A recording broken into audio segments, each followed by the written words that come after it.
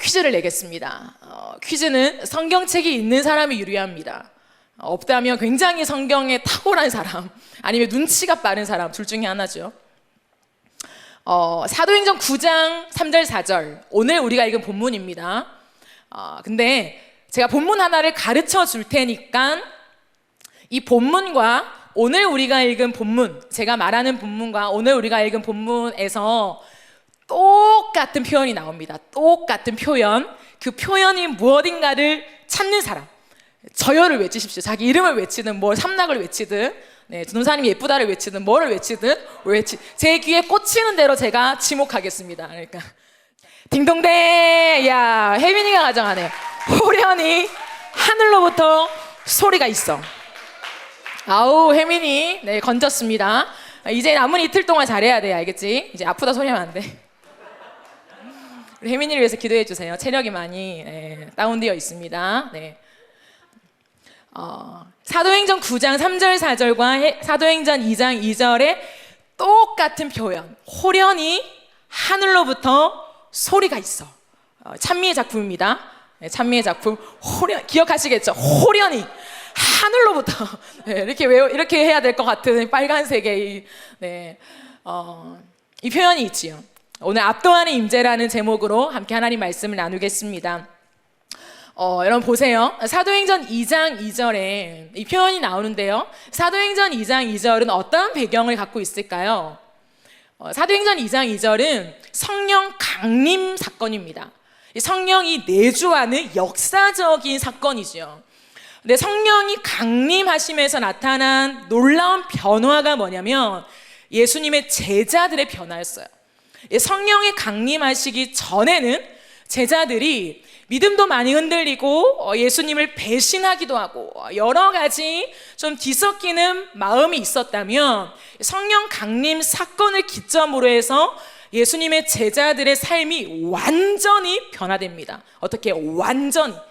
그래서 사도행전을 읽어보면 예수님의 제자들이요, 누구 앞에서도 당당하게 예수의 복음을 전해요.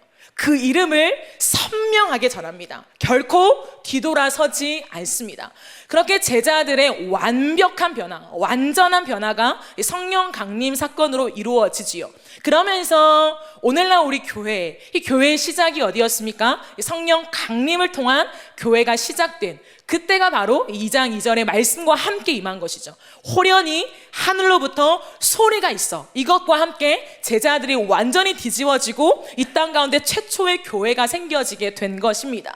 그런데 호련히 하늘로부터 소리가 있어 라고 하는 똑같은 경험을 누가 했냐면 사울이라는 사람이 했어요. 청년 사울이 똑같이 성령 강림 사건처럼 호련히 하늘로부터 소리가 있어 라는 경험을 함을 통하여서 그의 인생이 완전히 변화됐습니다. 180도 완벽하게 바뀌어서 이전과는 다른 내가 누구인가, 존재의 확립, 그리고 내 가치가 무엇인가 변하지 않는 가치를 정립했고요. 세 번째로는 내가 어떻게 살아야 하는가에 대한 내 길의 방향, one way, 한 길이 무엇인가를 발견하게 된 것입니다. 이게 호련히 하늘로부터 소리가 있어 라고 하는 것과 함께 임했던 동일한 역사이지요. 그러면 제가 오늘 왜 인트로로 이것을 시작할까요? 저에게 감동이 있었습니다. 하나님, 이 바울 캠프 기간 동안에 호련히 하늘로부터 소리가 있어. 제자들, 그 연약한 제자들을 완전히 바꿔내시고, 하나님, 그렇게 예수를 적대시하고 눈이 멀었던 청년 사울의 인생을 완전히 뒤바꿔 주신 것처럼, 하나님, 우리 청년들, 하나님, 저의 인생을, 하나님 이번 바울 캠프 기간 동안에 바꾸어 주십시오 라고 하는 소원이 있어서 제가 이것으로 인트로를 시작하는 것입니다. 그렇기 때문에 이번 바울 캠프, 여러분이 제 성격 아시겠지만 원래도 그렇지만 더욱더 이번 바울 캠프는 사실 저의 모든 것을 사실 갈아 넣었다고 해도 과언이 아닙니다. 무언가를 많이 준비한 것이 아니라 하나님 앞에서 저의 절박한 심정이었습니다. 하나님, 내 사랑하는 청년들한테 내가 해줄 게 하나도 없는데 하나님, 그냥 간곡히 부탁드립니다. 왜? 하나님의 임재를 내가 끌어올 수 없으니. 그러나 하나님, 이들의 인생을 변화시키신 것처럼 호련히 하늘로부터 소리가 있어. 하나님, 이 경험을 이번 바울 캠프 기간 동안에 성경의 인물들만이 아니라 우리 청년들, 지금 현재 바울 캠프를 지나는 우리에게 역사하여 주십시오 라고 하는 절박한 제 기도를 담아서 오늘 이 자리에 섰습니다. 그렇기 때문에 제가 다시 한번 말씀드립니다. 기대가 없었던 사람 괜찮습니다. 그러나 지금은 기대를 가져야 합니다. 이제부터 기대를 가져야 하는 것입니다. 그리고 혹시나 오늘 한번, 내일 공휴일이니까 한번 와볼까? 그 다음날은 모르겠어 라고 하는 사람이 있다면 이 기대와 함께 3일을 결단하십시오. 하나님, 3일 집회를 사소하겠습니다. 하나님, 무조건 이 자리에 앉아 있겠습니다. 마음을 열고 라고 하는 결단은 여러분이 해야 되는 것이에요. 그래서 그 결단의 소망을 가진 자는 그 결단을 가진 채로 오늘 이 말씀을 함께 들었으면 좋겠어요. 세 가지가 필요합니다. 우리의 인생에 교회를 얼마나 오래 다녔느냐, 이 시간 주일을 지키면서 예배 왔느냐 안 왔느냐가 중요한 것이 아니라 세 가지, 제가 늘 캠프 때마다 반복해서 말하는 건데요, 이 세 가지가 중요해요. 첫 번째는 뭐냐면, 자막 띄워주시면 돼요. 나는 누구인가입니다. 나는 누구인가. 두 번째는 내가 평생 소유할 가치는 무엇인가. 이건 변하지 않는 가치를 말해요. 이 가치에 대한 정립, 이 소유가 필요한 것입니다. 이것을 찾아야 돼요. 세 번째는 내가 걸어갈 삶의 방향이 어디인가. 이것은 원웨이입니다. 어떤 방향을 가다가 트는 경우는 없습니다. 성경이 말하는 것은 원웨이예요. 한 길입니다. 그래서 이 세 가지를 반드시 여러분의 인생의 고백으로 고백해야만 인생이 바뀌는 것이죠. 그래야만 내가 예수를 알아 라고 진짜 말할 수 있는 것입니다. 이 세 가지를 여러분 가슴에 저장해 놓고 우리 한번 오늘 설교 말씀을 함께 들었으면 좋겠습니다. 이제 시작입니다. 이미 시작한 거 아니야? 라고 눈 풀리시면 안 됩니다. 이제 시작입니다. 이제 설교 시작과 함께 제가 한 사람을 얘기할 텐데요, 이 사람을 한번 상상해 보세요. 이 사람의 삶을, 이 사람의 마음을. 이름은 사울입니다. 이 한 사람 사울은 유대인이었죠. 유대인이면서도 유대에는 세 파가 있었어요. 분파가 있었는데 그 중에도 바리새인 파였습니다. 이 바리새인은 율법에 정통했죠. 그렇기 때문에 이 사울은 태어나면서, 여러분 유대인들은 4살 되면 4살부터 12살까지 모세오경을 암기시킵니다. 레위기부터. 우리가 가장 싫어하는 그 레위기부터. 그렇기 때문에 어릴 때부터, 이 말이 버버벅 될 때부터 하나님의 말씀을 이미 듣고 배운 사람.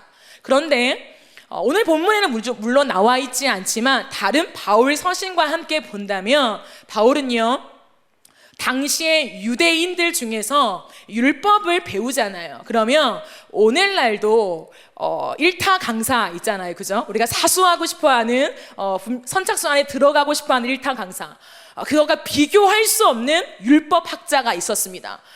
유대인의 율법학자가 누구냐면 가말리엘이었습니다. 근데 그 가말리엘에게 직접 율법 교육을 받았습니다. 얼마나 정확하게, 그리고 이 자존감이 높아졌겠습니까? 유대인으로서. 그러면서 체계적인 율법의 교육을 받았습니다. 여러분, 우리는 교회를 다니면서도 성경을 단계적으로 체계적으로 배우지 못한 사람도 많지요. 당시 유대인들도 그랬습니다. 유대인이라고 모두가 다 체계적인 율법을 정확하게 받은 것이 아니었어요.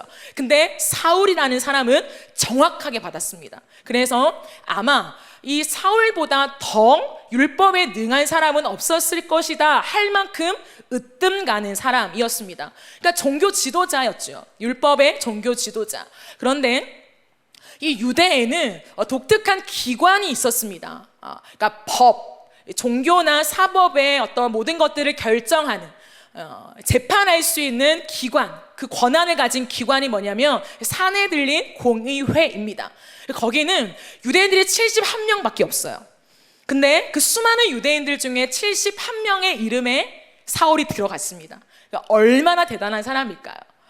조금 더 얘기해 볼까요? 유대인들은 이 당시에 율법이라고 하면, 여러분 율법이 몇 개인 줄 아십니까? 지켜야 되는 율법, 율법이 몇 개예요? 613개였습니다. 613개를 다 알 뿐만 아니라 그것을 행했던 사람들이 유대인이었습니다. 사울은 말할 것도 없지요. 그들 율법의 중심이 뭡니까? 11조죠. 11조는 여러분 아십니까? 10가지 율법이잖아요. 10가지 법 중에 한 가지를 어기면 10가지 모두를 어겼다라고 칩니다. 그러니까 굉장히 기준이 높지요. 그런데 이 사울은 모든 것을 겉으로 보기에는 완벽하게 지킨 사람이었습니다. 그러니까 여러분, 혹시 성경 읽다가 삼통체 막 하다가 질문 많잖아요. 모르겠는 거. 그러면 교회 오래 다닌 사람 누군가 찾아보다가 저 선배 하고, 선배 이거 뭐예요? 라고 물어봤을 때 머리를 긁적이는 사람이 있을까 없을까요? 있겠죠. 사람들이 율법을 공부하다가 모르는 것을 사울에게 물었을 때에 사울은 머리를 긁적인 적이 없어요. 야, 이거는 이런 거야. 야, 이거는 죄야. 율법에 이거는 죄는 아니야. 모든 것을 정확하게 설명할 수 있는 사람. 여러분, 얼마나 대단한 사람인 줄 알겠습니까? 우리가 말해보는 그런 어떤 예수를 믿고 회심한 사람, 이 정도가 아니에요. 대단한 사람입니다. 그런데 이런 사울의 인생 속에서 사울은 자신이 하나님을 잘 믿고 있다고 생각할까요? 아니면 그래도 난 부족한 사람, 하나님 섬기기에 아직도 부족해 라고 생각할까요? 전자일까요? 후자일까요? 전자겠지요. 이렇게 앞에 제가 인트로로 많이 나열한 것들을 다 지켜내는데 사울은 누구보다도 하나님 말씀 앞에 하나님을 잘 안다라고 생각했을 것입니다. 아니, 어쩌면 그 말은 뭔가 속이 시원하지 않아요. 잘 아는 정도가 아니라 나는 최고야. 하나님을 가장 잘 섬기는 사람, 누구보다 나는 으뜸인 사람이라고 자부하는 사람이 이 사울이었다라는 것입니다. 유대인들은 이 당시에 예수를 믿는 사람들을 사이비 종교로 취급했습니다. 그렇기 때문에 어디 저 청년 예수가 하나님이라는 거야, 하나님의 아들이라는 거야, 말도 안 되죠. 그러니까 유대인들은 이 거룩한 하나님의 이름을 모독하는 예수 믿는 사람들을 향해서 이를 갈았습니다. 그것은 자기들이 당연한 모습이죠. 하나님을 위해서. 그래서 사울에게 당시의 열심은 무엇이냐면 하나님을 잘 알고 누구보다 최고로 섬기는 이 사울의 열심으로 예수 믿는 사람들을 잡아서 옥에 가두고 그들을 핍박하고 더 이상 이 사이비 교주, 이 얘기가 이 유대 땅에 퍼지지 않게 하는 것이 사울의 사명이었다는 거죠. 이 사명을 위해서 혼신의 힘을 다해서 이 사울은 살아가고 있는 것입니다. 근데 여러분 보십시오. 이렇게 하나님을 향해서 열심히 특심인 사울, 제가 상상해 보라고 했잖아요. 이런 많은 백그라운드를 가진 사울입니다. 그런데 성경이 말하는 사울의 얼굴을 한번 쳐다보세요. 여러분이 만약에 지금 종이랑 펜을 줘서 사울의 얼굴을 한번 그려보세요 라고 한다면 어떤 표정을 그리시겠습니까? 사울의 얼굴을요. 하나님을 향해 열심이었던 사람, 의로 충만했던 사람, 부족함이 없었던 사람, 사람들이 지나가면 사울이 보이잖아요. 그러면 엎드려 인사를 했습니다. 그 존경을 표했다는 거죠. 그 당시에 사울은요 엄청난 사람이었습니다. 그런데 그런 사람의 얼굴 표정이 어떤 줄 아십니까? 살인과 위협과 혈기가 가득하다. 얼굴이요 엉망진창인 거예요. 하나님을 위한 의입니다. 그러나 그의 얼굴을 클로즈업 해보면 그의 얼굴은 위협과 살기가 가득한 얼굴, 예수 믿는 사람들을 잡아 다 쳐넣을 만큼 포악한 얼굴, 누구라도 걸려봐 내가 다 죽여버릴 거야 라고 하는 잔인한 얼굴이 사울의 얼굴이었다라는 것입니다. 그런데 여러분, 이런 사울의 얼굴, 포악하고 잔인하고 위협과 살인이 가득했던 그의 얼굴을 한마디로 묘사하라. 그의 얼굴은 무엇이냐라고 했을 때 한 단어입니다. 뭔지 아십니까? 이 얼굴은 이것을 닮았습니다. 뭡니까? 죄입니다. 죄의 특징이라는 거죠. 이상하지 않나요? 하나님을 향해, 그 거룩하신 선하신 하나님을 향해 모든 삶을 다 바쳐서 율법을 지키고 의를 행했던 사울의 얼굴의 특징이 뭐냐면 죄의 특징이라는 거예요. 왜 그럴까요? 왜 그럴까요? 율법으로는 결코 사람을 의롭다 할 수 없기 때문이죠. 이 세상의 그 어떤 율법으로는 내가 행하는 도덕률을 가지고는 의를 행할 수 없는, 하나님의 거룩에 도달할 수 없습니다. 그렇기 때문에 율법을 아무리 지켜도 사울의 얼굴에는 그 하나님의 선함이 나타나지 않았지요. 여러분, 오히려 율법으로 내가 의로워질 수 있어, 내 도덕으로 나는 깨끗한 사람이 될 수 있어 라고 믿고 살아가는 사람의 삶에 나타나는 모습이 뭔지 아십니까? 포장하는 것입니다. 자기를 감추는 가면을 쓰는 것입니다. 보세요, 여러분. 겉으로는 의로워요. 지나가는 사람들마다 와, 바울 대단한 사람입니다, 당신과 같이 나도 하나님을 섬기고 싶어요, 엎드려 인사를 하는 그런 사람입니다. 그러나 율법으로는 의롭다고 얻을 수 없다고 했죠. 그러니까 사실 사울의 마음속에 있는 건 뭐냐면 분노, 화, 자기의, 자기의 결정이 옳은, 누구도 그 위에 오를 수 없는 자기가 최고인 그 모든 것이 자기 안에 가득 차 있는 것입니다. 그런데 겉으로는 선하게, 겉으로는 굉장히 인자하게 하나님을 닮은 사람처럼 얼굴을 했다는 거죠. 근데 언제 포악한 얼굴입니까? 예수 믿는 사람 앞에서. 왜 그랬을까요? 여러분, 가만히 생각해 보십시오. 우리 안에는, 인간 안에는 죄가 있지요. 우리 안에 분노가 있습니다. 화가 있지요. 짜증이 있습니다. 누군가를 대갚아 주어야 하는데 라고 하는 원수 갖고 싶은 마음이 가득해요. 근데 교회 오면 그걸 드러냅니까? 아니죠. 괜찮습니다, 안녕하세요, 은혜 많이 받으세요. 겉으로는 웃어요. 찬양 인도도 합니다. 모든 걸 다 선하게 해요. 근데 내 안에 사람들한테 드러나지 않는 죄악이 있지요. 그럼 이건 어떻게 할까요? 사람은 반드시 내 안에 있는 죄악을 쏟아내야만 속이 시원해요. 아니면 미칩니다. 그렇기 때문에 반드시 내가 내 안에 있는 이 죄성을, 내 안에 올라오는 분노를 쏟아내는 대상을 찾는 것입니다. 그 사람 한 명 걸리면 거기에 쏟아붓는 것이죠. 대단한, 우리가 말하는 엄청난 죄를 짓는 것 말고도 예를 들면 내 엄마에게, 교회 와서는 우리가 예예거리며 웃고 남에게 친절하게 대합니다. 근데 내가 받은 스트레스와 짜증과 화와 분노를 내가 가장 편한 엄마한테 쏟아내는 것이죠. 그래야 사람은 살아요. 죄성을 가진 사람은. 그것이 극악해지면은 그 분노를 내가 모르는 다른 타인에게 쏟아붓지요. 그리고는 성적으로 모든 것을 타락시키는 것으로 쏟아내지요. 그게 성폭행이죠. 어떤 방법으로든 내 안에 있는 주체 못하는 이 죄성을 쏟아붓게 되는 것입니다.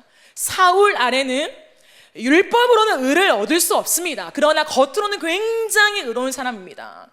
여러분, 613개를 다 지키는 사람 없어요. 근데 다 지키는 줄 압니다. 왜? 다 포장과 가면을 쓰고 있기 때문에. 그럼 자기 안에 올라오는 이 분노를 어디다 쏟아부을까요? 회당에서 쏟아부을까요? 지나가면 자기에게 인사하는 그 사람들한테 쏟아부을까요? 아니죠. 그리스도인들한테 쏟아붓는 것입니다. 그게 사울의 표정이었어요. 자기 안에 있는 이 분노, 화, 어찌할 줄 모르는 이 모든 악한 마음을 그리스도인에게 쏟아부으면서 그들을 완전히 잔멸시키고 있는 것입니다.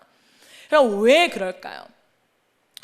이게 어떻게 가능한가? 하나님을 믿는데 어떻게 그게 가능한가? 라고 했을 때에 이유가 있어요. 뭐냐면 유대인들은 겉으로는 하나님을 굉장히 잘 섬겼잖아요. 하나님을 굉장히 신실하게 섬겼습니다. 우리랑 비교도 안 되게. 그런데 유대인들은 하나님의 마음에 관심이 없었어요. 유대인들은 성경, 율법, 구약에 탁월했지만, 야, 이거 어디야? 바로 아마도 손가락 짚으면, 눈 감고 펴면은 거기야, 알 수 있었을 거예요. 그만큼 말씀에 탁월했습니다. 어디에 뭐가 있는지 다 알았습니다. 그 정도로 탁월한 사람이었지만 이 말씀 안에 담긴 하나님의 마음은 몰랐어요. 하나님의 마음, 하나님 자체에 관심이 없었다라는 것입니다. 여러분, 성경을 읽을 때 우리가 성경 공부하잖아요, 그죠? 구약에 이런 거 있고 이런 스토리 있고, 근데 그 지식을 아는 것과 하나님의 마음을 아는 것은 다른 것입니다. 왜냐하면 하나님에게는, 이 성경에는 괄호가 있어요. 괄호. 눈에 보이지 않는 괄호. 그럼 괄호가 뭡니까? 괄호를 다른 말로 표현한다면 저는 이렇게 표현할 거예요. 본심. 죄송합니다. 제가 요즘 가요는 잘 듣지 않아가지고 요즘 가요를 잘 몰라요. 제때 유명했던 가수는 G.O.D였습니다. 비웃지 마십시오. 굉장히 유명했습니다. G.O.D였습니다. G.O.D의 노래 중에 아마 나이 테스트하면 뭐 나올걸요? 잘 가. 나오죠. 행복해. 똑같다고요. 저랑 별반 차이 없습니다. 네. 그게 뭐예요? 괄호죠, 괄호. 야, 잘 가. 쿨하게. 연인한테. 잘 가. 내가 못 해주니까 잘 가. 본심은 뭡니까? 괄호죠. 가지 마. 가지 마. 나 말고 다른 남자 만나서 행복해. 본심은 뭡니까? 떠나지 마. 이 애절함. 떠나지 마, 제발. 들리지 않게 말하는 내 본심. 그게 뭡니까? 괄호예요, 괄호. 우리는 잘 가만 들어요. 잘 가라니까 나도 갈래. 끝이에요. 행복하라니까 행복할게. 즐거웠어. 이것이 하나님과의 관계에 똑같다는 거예요. 문자로만 읽고 알기 때문에 하나님이 적어놨으니까 그 말이 그 말이겠지. 그것 따서 한 사람이 누굽니까? 신천지죠. 하나님의 본심과는 완전히 달라요. 성경의 의도와는 완전히 다르게 성경을 풉니다. 똑같은 성경책이에요. 우리랑 똑같은 성경책. 글자 하나도 안 틀립니다. 똑같은 성경책인데 완전 다른, 이건 사이비잖아요. 이단이잖아요. 왜 그럴까요? 성경 안에 있는 하나님의 본심을 모르기 때문이죠. 하나님은 우리가 그냥 갖다 놓은 신이 아니에요. 사람이 사람을 위해서 만든 나무 조각이 아니라는 거예요. 하나님은, 이게 우리 표현입니다, 여러분. 이것을 조금 어려운 말로 제가 정확하게 말하게 표현할게요. 신인 동성 동형법이라고 합니다. 이게 뭐냐면 신과 인간이 너무 다르잖아요. 근데 신의 존재를 인간이 이렇게 이해하기 쉽게 인간의 언어로 표현하는 것, 이것을 이렇게 표현해요. 어찌됐든 그것을 근간으로 해서 말한다면 하나님은 감정이 있으세요. 하나님은 마음이 있으시다고요. 하나님 보이지 않는데 무슨 마음이 있어. 우리의 표현이에요. 설명할 길이 없어서. 근데 성경을 보면 하나님은 마음이 있어요. 다른 말로 하나님은 감정이 있다고요.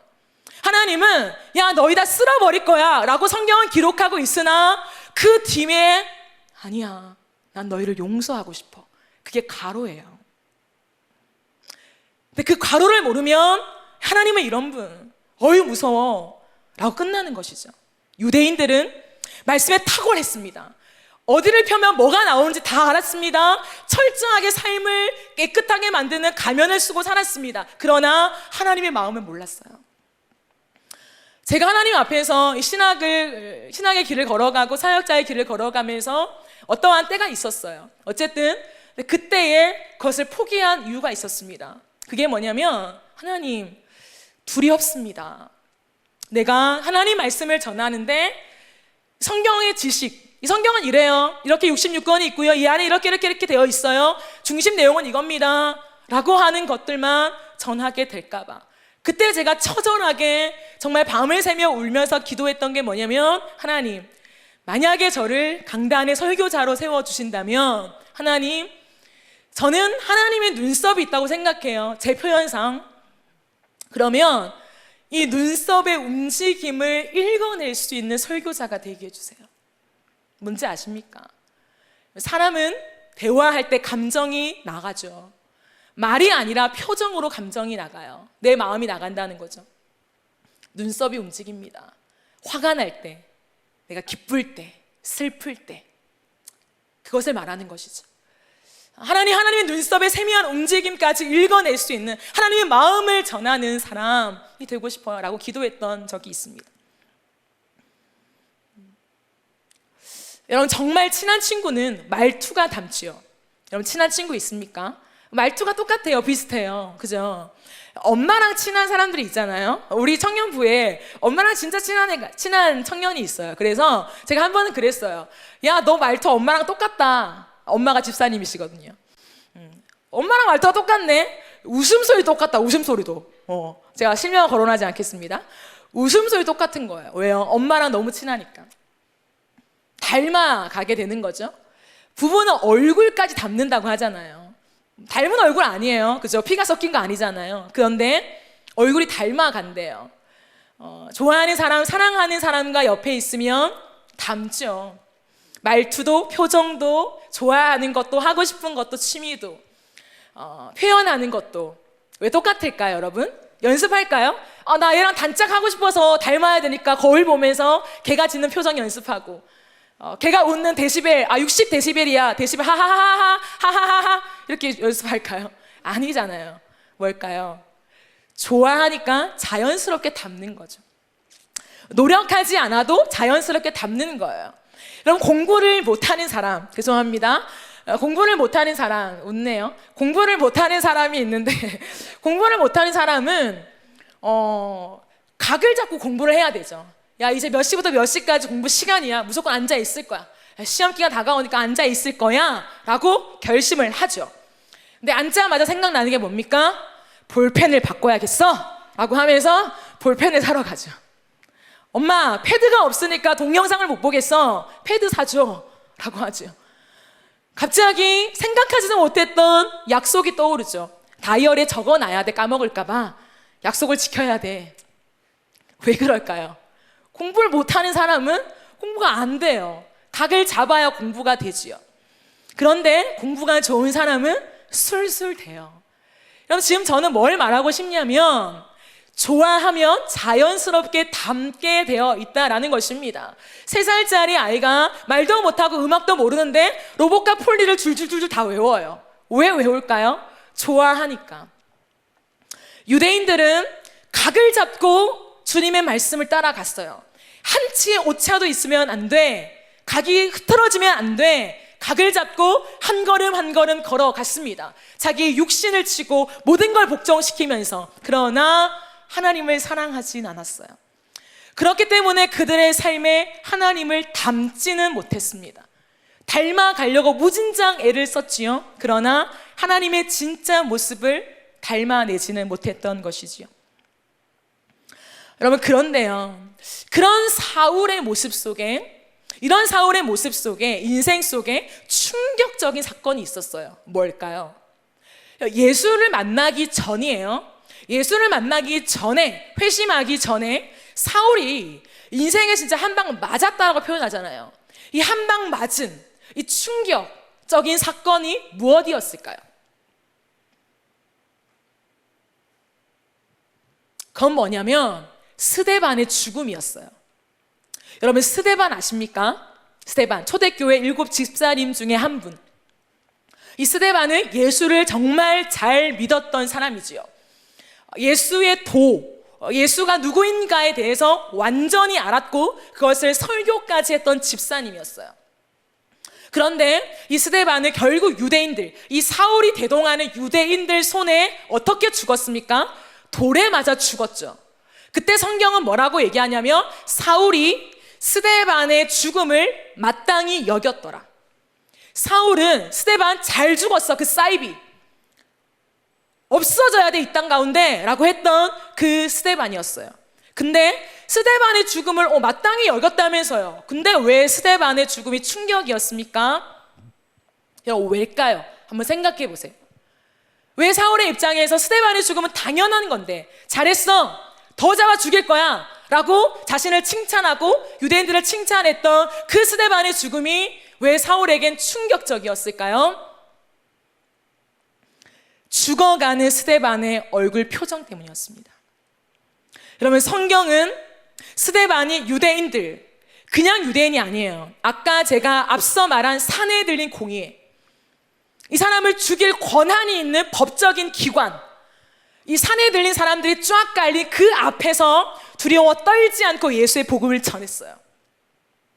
자신을 죽일 수 있는 권한을 가진 사람들이 여기 앉아 있어요. 근데 그가 최후의 변론하시오 라고 얘기했는데, 그 유대인들 앞에서, 자신의 목숨줄을 쥐고 있는 유대인들 앞에서 예수는 하나님입니다, 당신들이 죽인 예수는 그리스도이십니다 라고 하는 것을 구약을 인용해서 완전한 설교를 했던 사람이었어요, 스데반이요.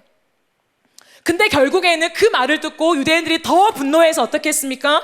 돌을 가지고 공식적으로 쳐서 죽였어요. 신성 모독은 돌에 맞아 쳐 죽이는 거예요. 사람들이 보는 앞에서 스데반은 처참하게 죽었습니다. 돌에 맞아 죽는 거 우리는 상상을 못하죠. 돌에 맞아 죽었다고요.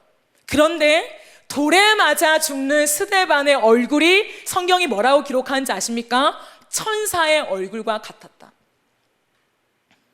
여러분, 사울은 하나님을 위해서 그렇게 열심히 인 사람이었습니다. 그의 모습은 분노죠, 화죠, 모든 걸 쏟아붓는 거죠. 그러나 스데반은 자기를 쳐 죽이는 사람들을 바라보는 눈빛에서 천사의 얼굴이었다는 거예요. 사울은 충격이었습니다. 뭐야 저 표정, 어떻게 저런 표정이 나올 수 있지? 저게 뭐지? 여러분, 천사의 얼굴이라는 건 뭔지 알아요? 우리가 말하는 그냥 환한 얼굴, 빛나는 얼굴이 아니에요. 천사의 얼굴은, 천사는 하늘을 지칭하죠. 하늘의 존재입니다. 여러분, 유대인들에게 있어서 하늘은 뭔지 아십니까? 하나님이에요. 거룩한 하나님의 영역, 그 영역에 있는 얼굴 표정이 이 죽어가는 스데반, 사이비아라고 하는 스데반의 얼굴 표정이 있었던 거예요.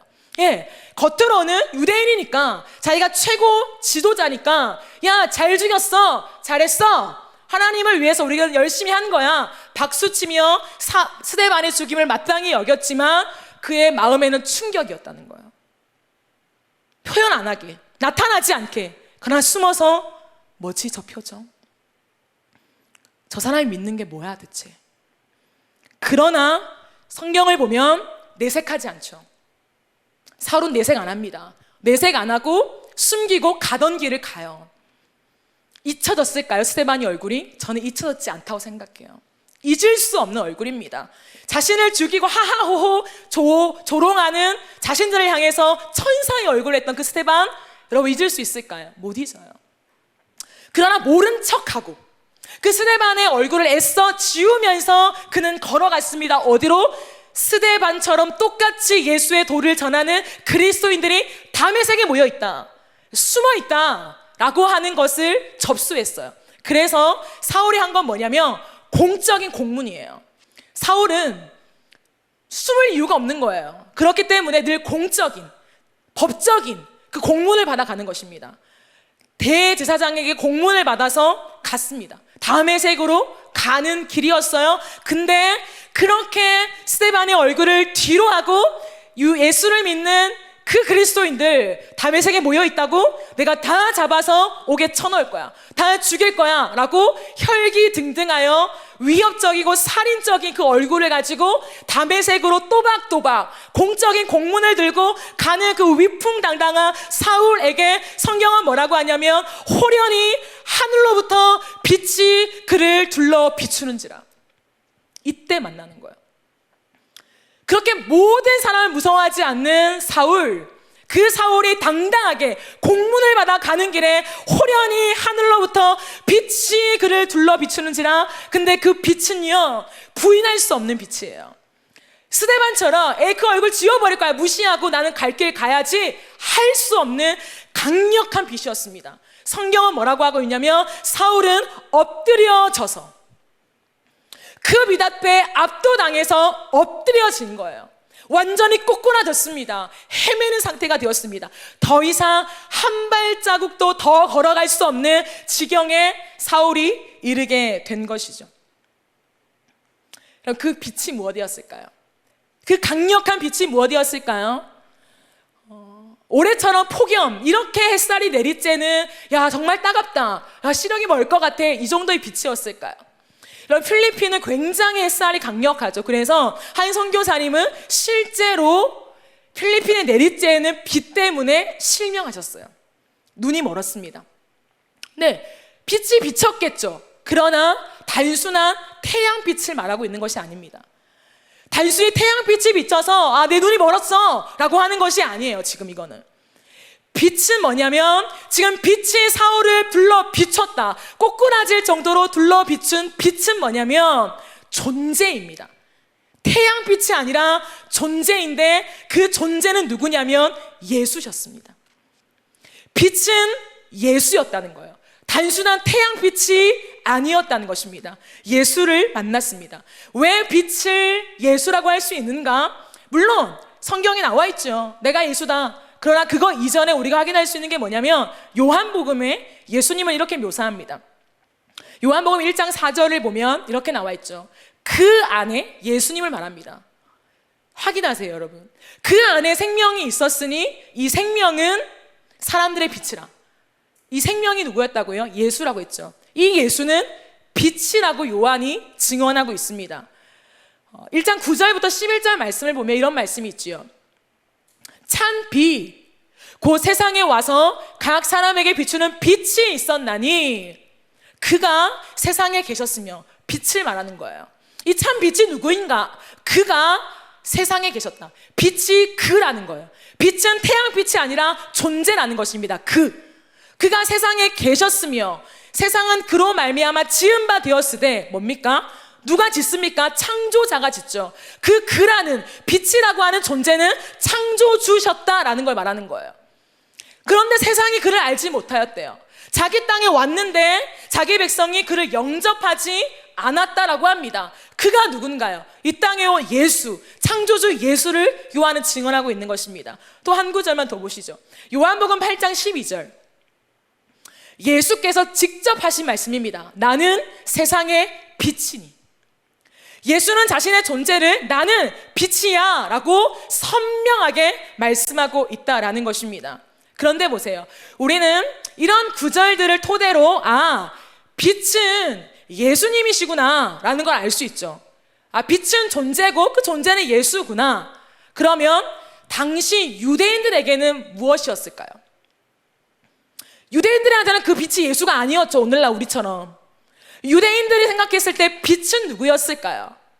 유대인들이 빛을 존재라고 말하는 분은 한 분밖에 없었어요. 태양빛 말고 빛은 존재다라고 할 때 그 존재는 한 분이에요. 누굴까요? 하나님이에요. 하나님의 임재, 하나님의 얼굴을 말할 때 구약은 빛이라고 설명해요. 한번 확인해 보실까요? 다니엘 9장 17절. 그러한즉 우리 하나님이여 지금 주의 종의 기도와 간구를 들으시고 주를 위하여 뭐라고요? 주의 얼굴 빛을, 주님의 얼굴 빛을, 주님의 얼굴을 이라고 표현하면 되잖아요. 주의 얼굴 빛이라고 말해요. 호세아 6장 3절.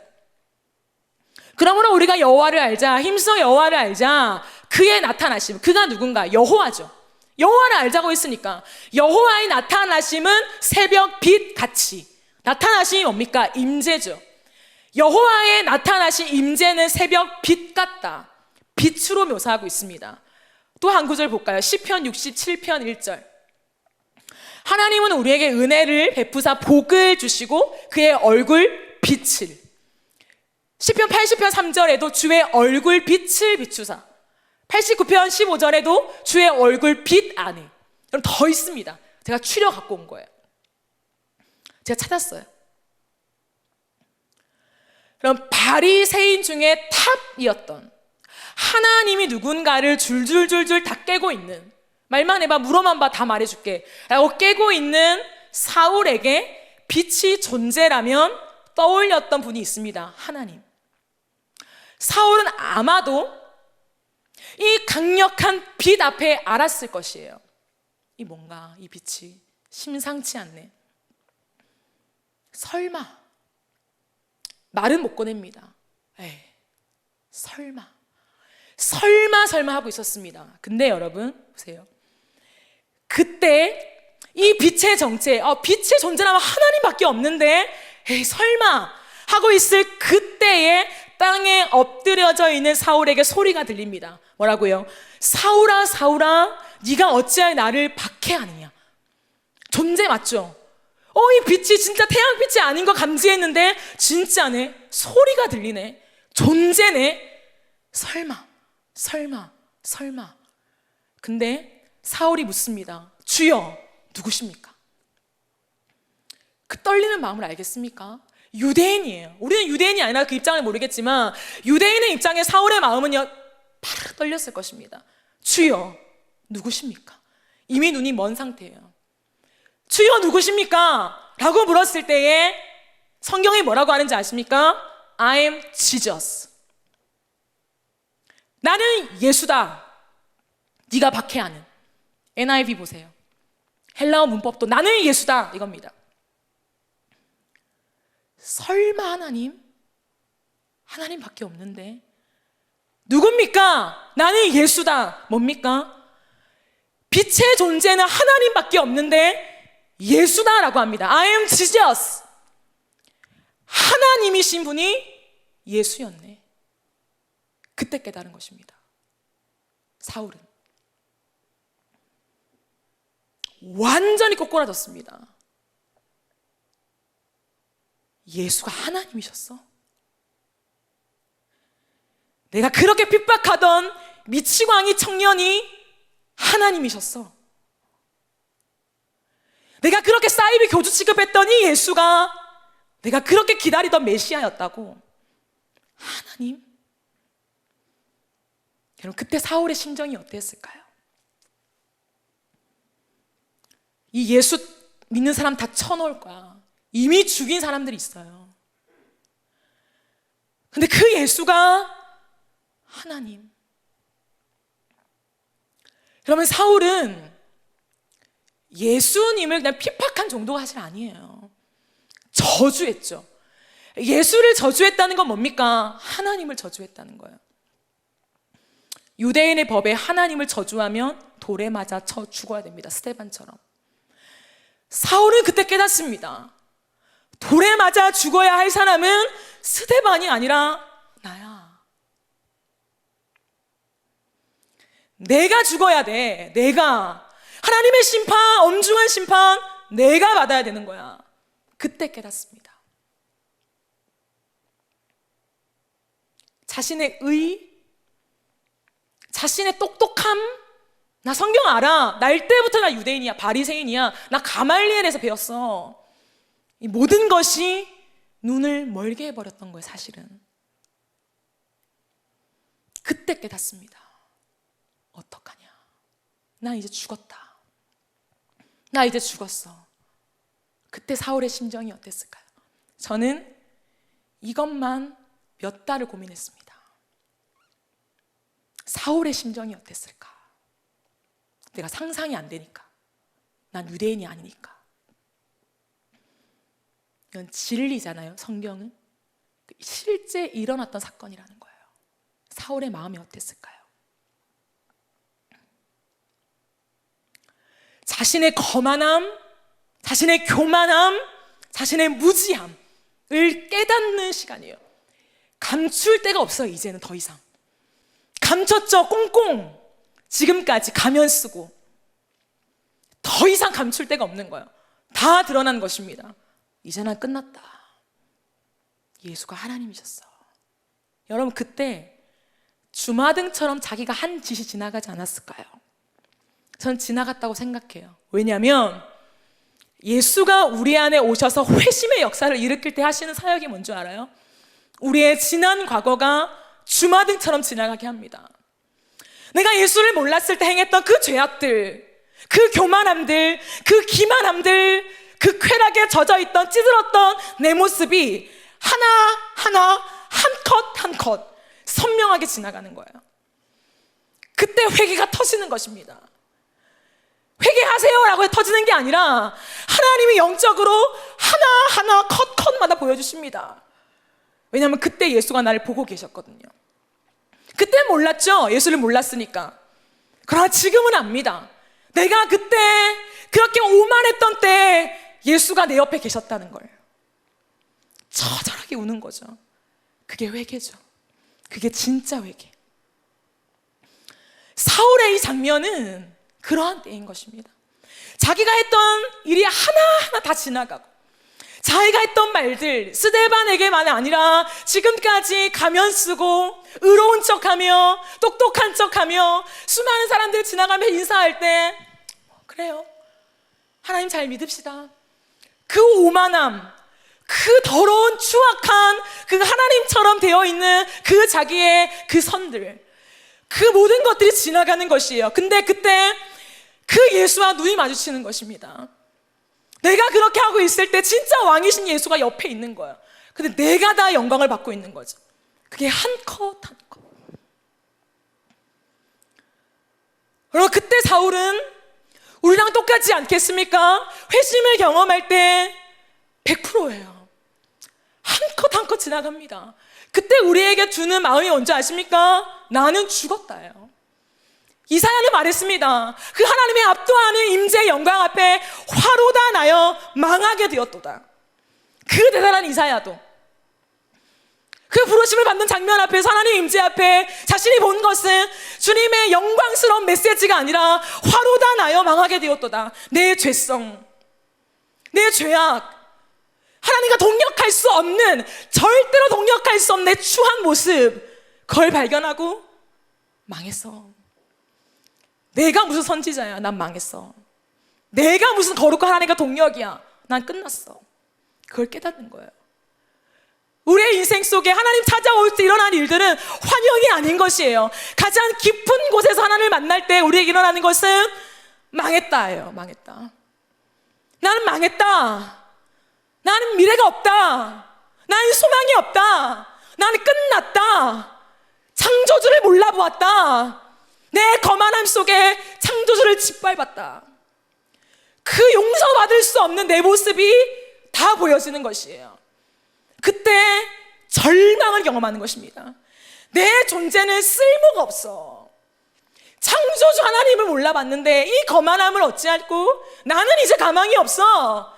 이 죄성, 이 치가 떨리는 죄성, 내가 끊을 수 없어. 난 절망이야. 전적으로 부패했어. 사울의 모습이에요. 우리의 모습이에요. 놀라운 게 뭔지 아십니까? 정말 소망이 없는 전적인 부패, 지워버리고 싶어요. 지옥에가 있으면 내 죄를, 내 마음을. 여러분, 그 경험을 못했다면 하나님 깊이 만난 거 아니에요. 바리새인이 될 가능성이 큽니다. 예수를 만났을 때 반드시 경험해야 될 게 뭐냐면, 하나님 지옥이 없나요? 어디? 지옥이 없어요? 제 죄를 좀 지우고 싶어요. 다 갉아내고 싶은 마음이 들어요.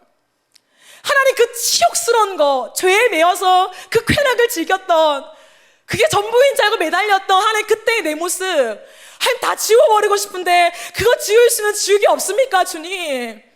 난 망했어요. 저 지옥가에 마땅한 존재입니다. 나는 죄와 함께하는 존재였어요 라는 것입니다. 잘 들으세요. 그 상황 속에 사울에게 비친 빛의 음성은 뭔지 아십니까?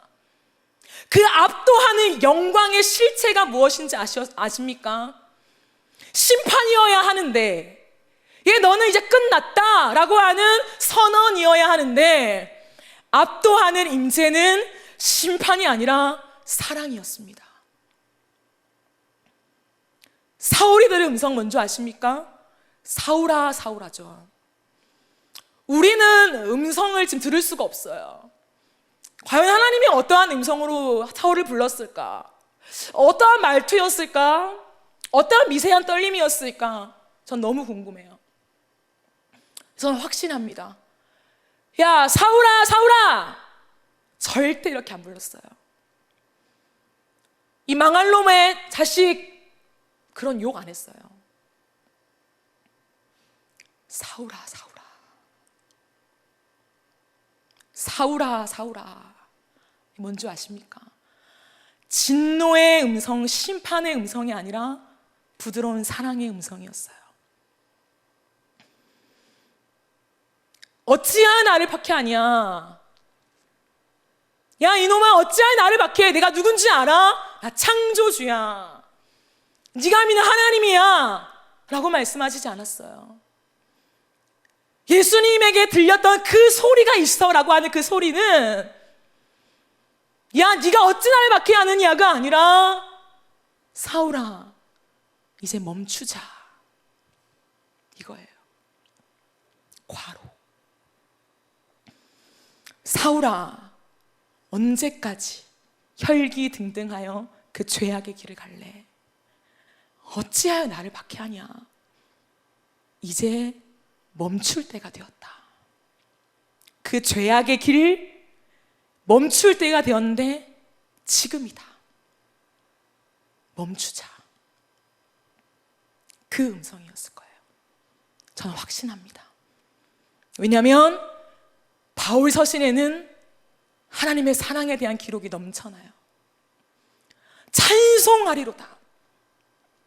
형언할 수 없는 그 사랑, 누구도 빼앗을 수 없는 그 사랑, 누구도 끊을 수 없는 그 사랑, 다 와라. 이 사랑을 끊을 자 다 와라. 원수들아 다 와라. 내 죄를 참소할 자 다 와라. 끊을 수 있는가? 없다. 바울의 서신의 메시지예요. 왠지 아십니까? 그는 못 볼 광경을 보았고 못할 경험을 한 거예요. 그 예수가 와서 끝장내야 되는 그 인생 속에 사울아, 사울아, 이제 죄악된 길 멈추고 나랑 함께 진짜 가야 할 길 가자. 기회를 주신, 용서하신 그 사랑을 어찌 잊을 수 있겠습니까? 세상에서는 찾아볼 수 없는 사랑이었습니다. 그때 사울은 알았을 것입니다. 내 힘으로 되는 줄 알았는데, 내 의로 되는 줄 알았는데, 나 사람들의 칭찬 진짜 달콤했는데, 사람들이 인정해 줄 때 사울 대단합니다. 당신은 율법학자 중에 율법학자예요. 그 환호성 너무 좋았는데,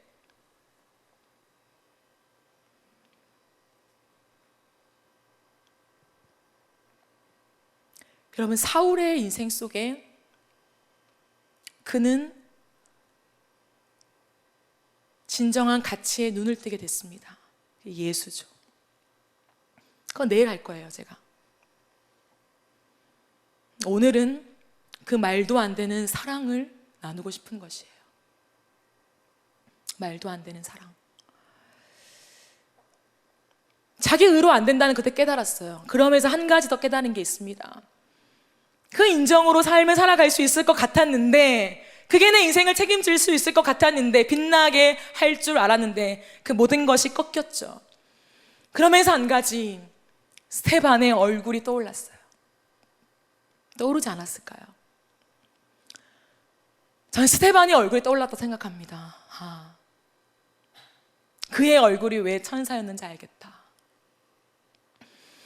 그때 사울은 아마도 자기 평생에 처음 해보는 질문이자 확신을 가졌을 것입니다. 질문하는데 몰라서 질문하는 게 아니라 질문함과 동시에 답을 얻었어요.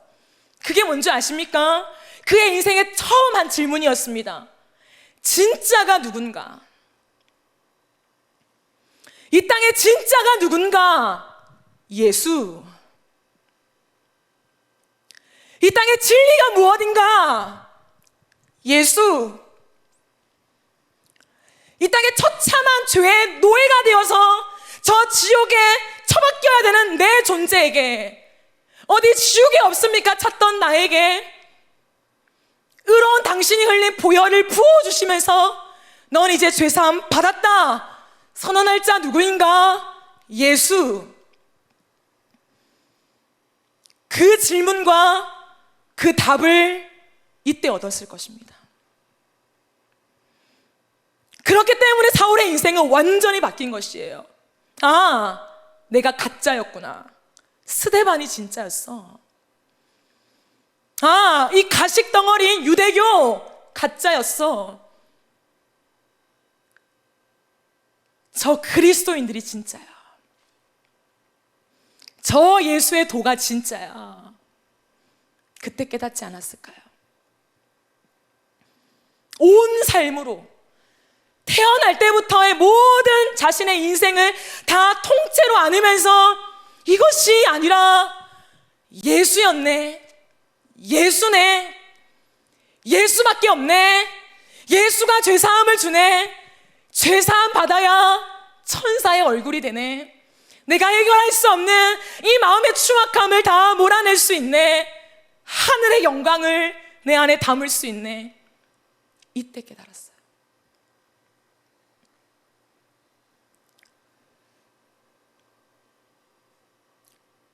여러분, 이게 하나님의 사랑이거든요. 마지막으로 이 하나님의 사랑, 우리가 말하는 하나님의 사랑, 하나님 날 사랑하세요, 하나님 날 떠나지 않으세요, 하나님 내 손 잡아주세요,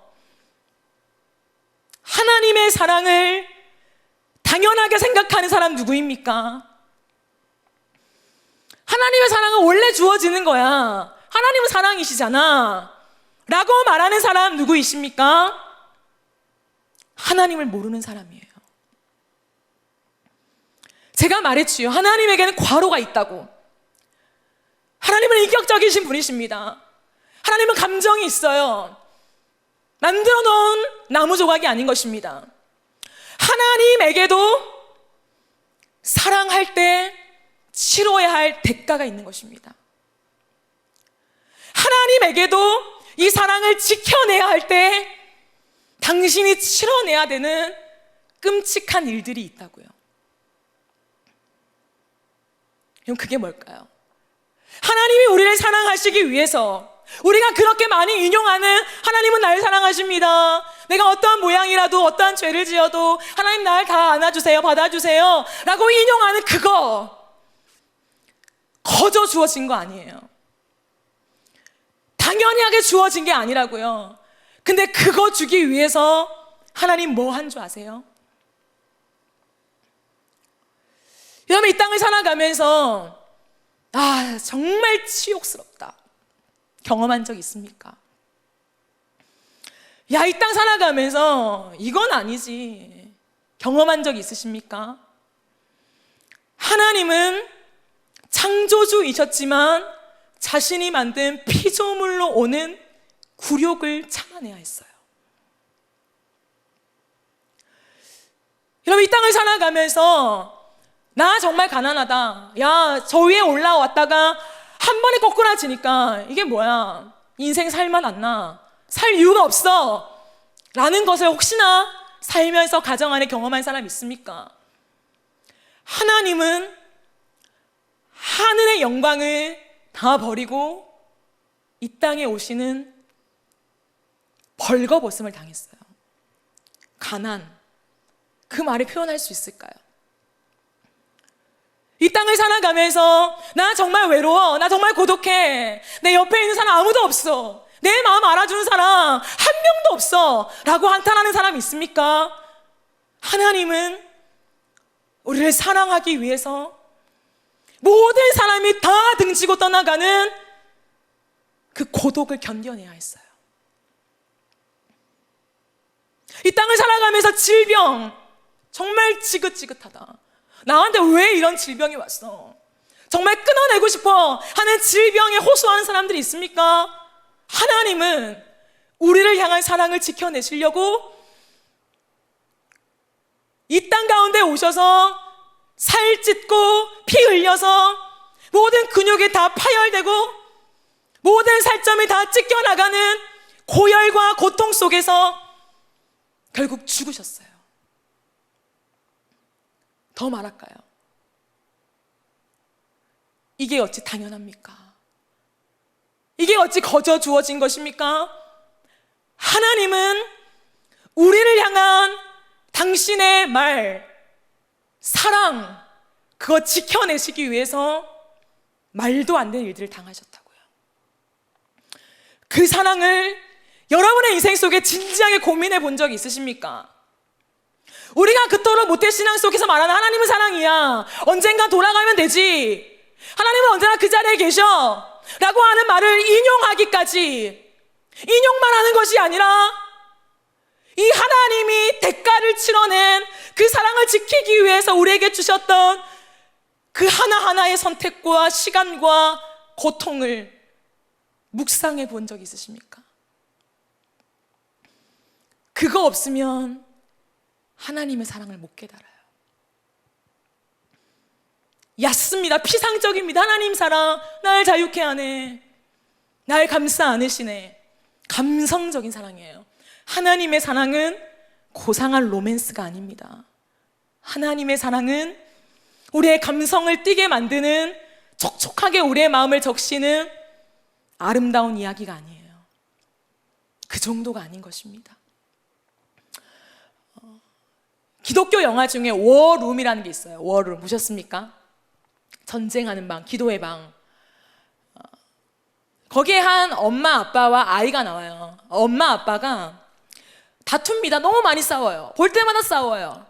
아이는 상처를 받죠. 자기의 말을 들어주지 않아요. 엄마 아빠가 너무 많이 싸웁니다. 그래서 친구랑 대화할 때 너 좋겠다, 엄마 아빠랑 어디 가서 우리 엄마 아빠는 만날 때마다 싸워, 이 말을 엄마가 들은 것이에요. 그래서 아이를 불렀습니다. 방에 아이를 침대에 앉혀놓고, 다니엘, 엄마는 널 사랑해. 우리는 널 사랑해. 엄마 아빠는 널 정말 사랑해. 넌 정말 소중해. 이거 믿어줘야 해 라고 말해요. 그 어린아이를 타이릅니다. 그때 이 아이가 뭐라고 하는 줄 아십니까?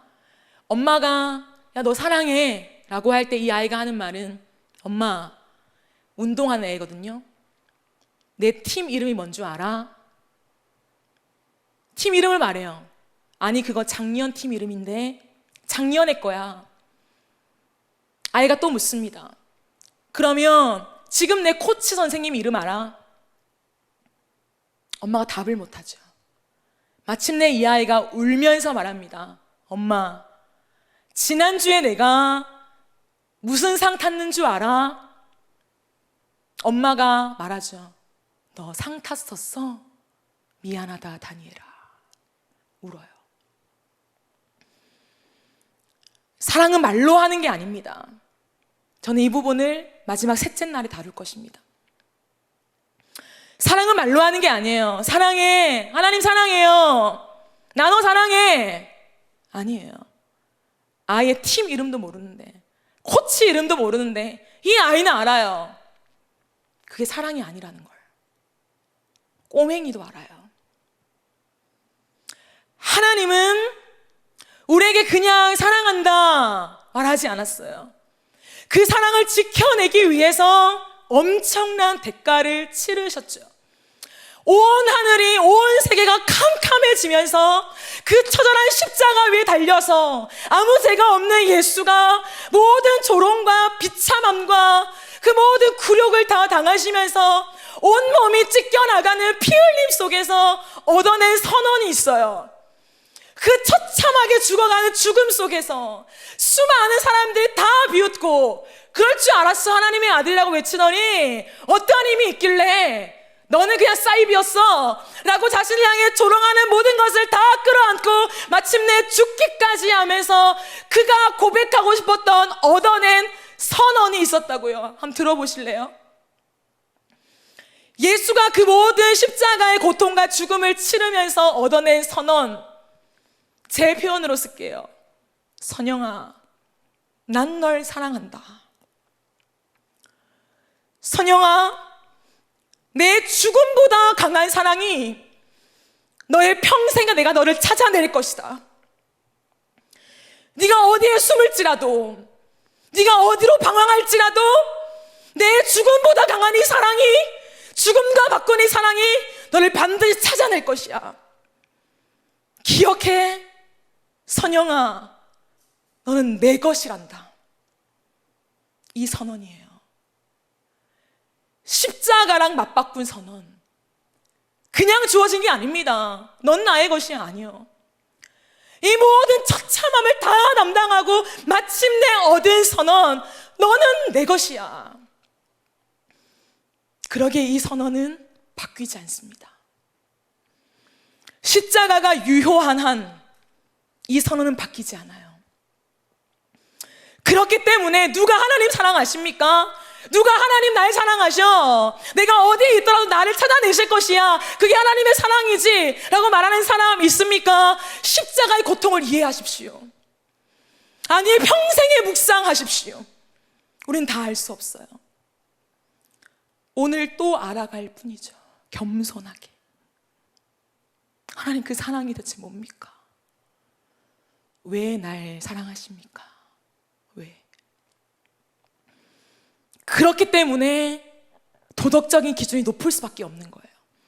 내 구원을 위해서 열심히 도덕률을 높이며 살아가는 것이 아니라 그 말도 안 되는 사랑을 받아서 너는 내 것이야 라고 인침받았기 때문에 허투루 살 수 없는 것이에요.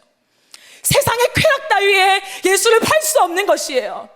언젠가 돌아올게요. 주님 기다리세요. 당신은 신실하시잖아요 라고 말할 수 없는 것이에요. 이 사랑의 대가를 안다면 우리는 가만히 있을 수 없는 것이에요. 이전처럼 살 수가 없는 것이에요.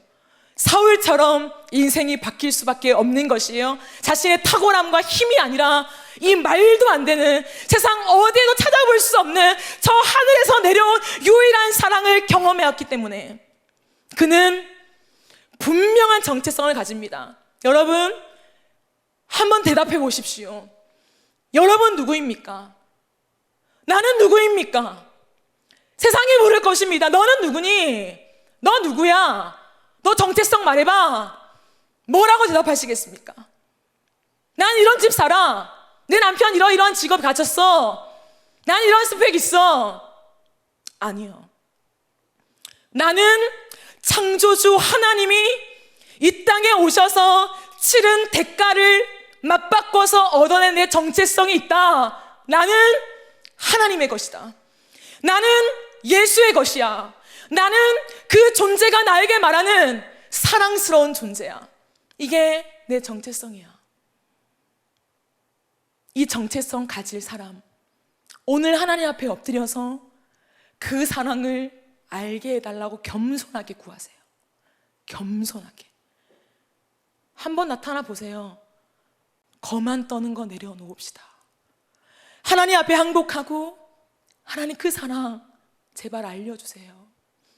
허투루 살지 않게, 그 사랑이란 용어 가볍게 사용하지 않게, 내가 인용하는 사용 문구로 하나님 그렇게 나가지 않게, 그 사랑, 그 대가가 무엇인지 하나님 이 밤에 알려주세요. 그렇게 기도하며 나아가기 원합니다. 우리 마지막으로 고린도후서 4장 6절 7절 읽고 마치겠습니다. 어두운 데에 빛이 빛이라 말씀하셨던 그 하나님께서 예수 그리스도의 얼굴에 있는 하나님의 영광을 아는 빛을 우리 마음에 비추셨느니라. 바울이 한 얘기예요. 바울이 쓴 서신입니다. 바울은 하나님께서 예수 그리스도의 얼굴에 있는 하나님의 영광을 아는 그 빛을 우리의 마음에 비추셨느니라 라고 말합니다. 오늘 이 밤에 예수님께서 영으로 임재하실 때에 우리의 마음에 임재하실 것이에요. 그 빛은 우리의 마음을 바꿀 것입니다. 우리 안에 있는 모든 죄악을 토해내게 하실 것입니다. 우리의 가슴으로부터 하나님의 사랑을 깨닫게 할 것입니다. 이 땅에도 없는 하늘로부터 오는 사랑, 그 압도하는 임재 앞에 나아가는 오늘 이 밤 되어지기를 예수님의 이름으로 축복합니다. 함께 찬양하고 기도하는 시간 가집시다.